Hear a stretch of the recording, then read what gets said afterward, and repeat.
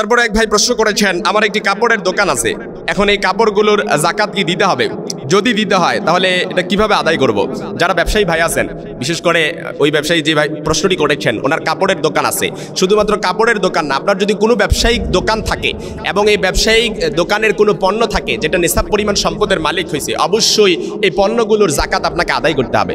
এখন স্বাভাবিকত এই প্রশ্ন আসে যে আমার যে পণ্যগুলো আছে, বিশেষ করে কাপড়ের দোকান আছে, এখন কিভাবে আমি কাপড়ের জাকাত আদায় করব? আমার জুতার দোকান আছে, কিভাবে আমি জুতার জাকাত আদায় করব? আমার ধরেন ভ্যারাইটিস স্টোর আছে, কিংবা আমার ধরেন ক্রোকারিস পণ্য আছে, এখন এগুলোর কিভাবে আমি জাকাত আদায় করব? এর সহজ সমাধান হচ্ছে, আপনার ইসলামী শরিয়া যে কনসেপ্ট দিয়ে দিয়েছেন 52.5 তোলা রূপা এবং 7.5 ভরি স্বর্ণ, 7.5 ভরি স্বর্ণ যেহেতু অনেক দাম এবং এগুলো স্বাভাবিকত যদি ওইটা ধরি তাহলে কি দেখা যায় কেউ নেশাব পরিমাণ সম্পদের মালিক হবে না।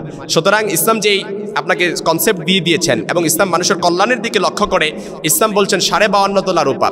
ওলামায়ে কেরাম রিদওয়ানুল্লাহি তাআলা আলাইহিম আজমাইন ওনারা বলেছেন 52.5 তোলা রূপা, অর্থাৎ 85 গ্রাম রূপার এটা যদি কনভার্ট করেন টাকাতে, এই সমপরিমাণ টাকা যদি আপনার কাছে থাকে, এই ব্যবসায়িক পণ্য যদি আপনার কাছে থাকে, অর্থাৎ ইসলামী ফাউন্ডেশন যে বর্তমান টাকা নির্ধারণ করে দিয়েছেন 95,000 টাকা কিংবা তার অধিক, সুতরাং বর্তমানে 95,000 টাকার কোনো পণ্য যদি ব্যবসায়িক পণ্য আপনার দোকানে থেকে থাকে তাহলে অবশ্যই এর জাকাত আদায় করতে হবে। এখন কিভাবে আদায় করবেন? আপনার যেই পণ্যই থাকুক না কেন, ধরেন আপনার জুতা আছে, জুতার দোকান, কাপড়ের দোকান, ভ্যারাইটিস স্টোর, ক্রোকারিস পণ্য কিংবা কসমেটিক্স দোকান, যে কোনো দোকানই থাকুক না কেন, এই দোকানের মালামালগুলো যদি আপনি টাকাতে কনভার্ট করার পর 95,000 টাকার অধিক কিংবা তার চাইতে বেশি হয়, অবশ্যই সবগুলো আপনাকে হিসাব নির্ধারণ করে যতটুকু টাকা হয় এই টাকার 2.5% দরে, শতকরা 2.5% দরে আপনাকে আর পুঙ্খানুপুঙ্খভাবে জাকাত আদায় করতে হবে।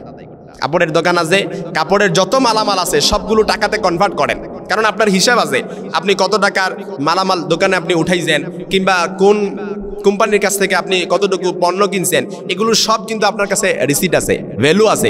সুতরাং এগুলো আপনি একসাথে করে যত টাকা হলো এ শতকরা 2.5% দরে আপনাকে টাকা আল্লাহর রাস্তায় কিংবা জাকাতের যে খাতগুলো আছে 8টি খাত, এই খাতে আপনাকে জাকাত আদায় করতে হবে। কিন্তু আপনি যদি জাকাত আদায় না করেন, ব্যবসায়িক পণ্য আপনার জাকাতের নেশাব পরিমাণ সম্পদের মালিক হওয়ার পরেও আপনি যদি জাকাত আদায় না করেন, আফসোস হলো এটাই সত্যি, অনেক সময় দেখা যায় অনেক ব্যবসায়ী দোকানে মাঝে মাঝে আগুন লেগে পুড়ে যায়। হ্যাঁ, শুনতে খারাপ লাগলে বিলিপদের এটা বিশ্বাস করতে হবে। তো আগুন লাগবে না কি করে? আপনি তো আপনার সম্পদের নিরাপত্তার জন্য, সম্পদের পবিত্রতার জন্য আপনি আল্লাহ রাস্তায় জাকাত দেন নাই, ফাঁকি দিয়েছেন, সরকারকে ফাঁকি দিয়েছেন, ট্যাক্স বিভিন্ন উকিল ধরছেন, ট্যাক্স ফাঁকি দিয়ে দিয়েছেন সরকারকে, কিন্তু আল্লাহকে ফাঁকি দিলে এই সম্পদের নিরাপত্তা উঠে যায়, এই সম্পদের জিম্মাদারি আল্লাহ তাআলা উঠিয়ে নেন। সুতরাং বোঝা গেল আপনি যদি আপনার সম্পদের জাকাত আদায় না করেন, তাহলে মাঝে মাঝে যদি আপনার দোকানে বিপদে লেগে যায়, আপনার সম্পদে যদি অ্যাক্সিডেন্টও হয়, মনে রাখতে হবে আপনি শুধুমাত্র অ্যাক্সিডেন্ট এই কারণে হয় যে আপনি আল্লাহর রাস্তায় সম্পদ পবিত্রতার জন্য, নিরাপত্তার জন্য জাকাত আদায় দেন নাই। মনে রাখবেন, আপনি যখন জাকাত আদায় না করেন, এটা ইমানদারদের জন্য এমন একটা পরীক্ষা, আল্লাহ তাআলা বিভিন্ন সময় ইমানদারদেরকে পরীক্ষা করেন। ঠিক জাকাত প্রথা এটা সম্পদশালীদের জন্য একটা ইমানি পরীক্ষা। কোনো ব্যক্তি যখন নেশাব পরিমাণ সম্পদের মালিক হওয়ার পরে সে আল্লাহর রাস্তায় জাকাত দিবে, জাকাতের খাতগুলোতে সে তার টাকা জাকাতের ব্যয়ের খাত সে ব্যয় করবে, তখন মনে রাখবেন সে আল্লাহর ইমানি পরীক্ষায় সে উত্তীর্ণ হয়ে গেল।